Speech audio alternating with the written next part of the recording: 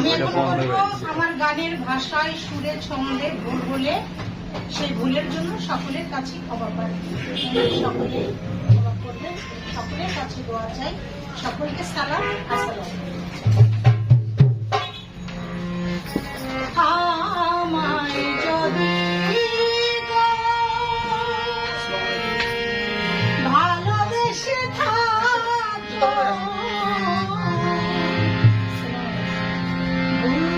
বুঝে ভোলা বসে